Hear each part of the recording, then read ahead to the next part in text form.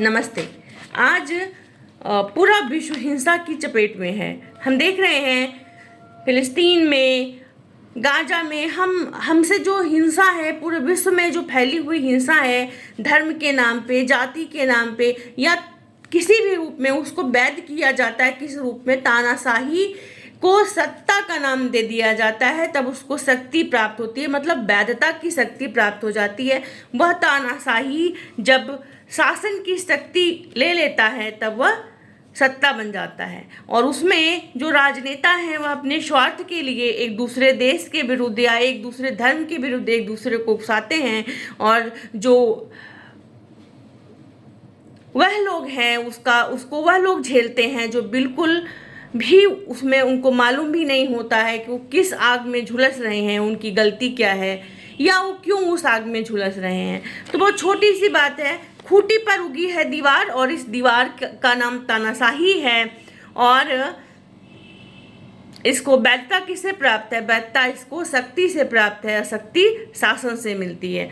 तो खूंटी पर उगी है दीवार, खूंटी पर उगाई है दीवार, एकदम तर-बितर सी प्राचीन काल के किसी भिनसार में देखी गई।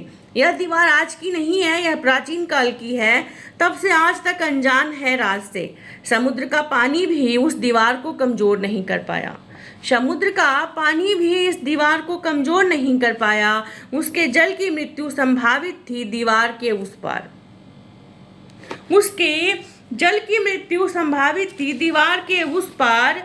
बोलती चिड़िया की चुप्पी में बंदूक दंदनाते रहे, बम फड़फड़ाते रहे।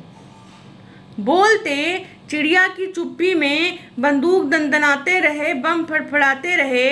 पत्ते की तरह सूख गई लावारिस चिट्ठियाँ जो भेजी गई थी अपने अपने गुमनाम ईश्वरों के नाम। पत्ते की तरह सूख गई लावारिस चिट्ठियाँ जो भेजी गई थी अपने अपने गुमनाम ईश्वरों के नाम। एक भाषा बोली गई जिसमें शब्द नहीं थे, एक भाषा बोली गई जिसमें शब्द नहीं थे। तब से आज तक दुनिया भर की जो माएँ हैं उनकी रक्ती आँखों में वह खूंटी उगी है। तब से आज तक दुनिया भर की माँओं की रक्ती आँखों में वह खूंटी उगी है और दीवार को मजबूत होते देख रही है।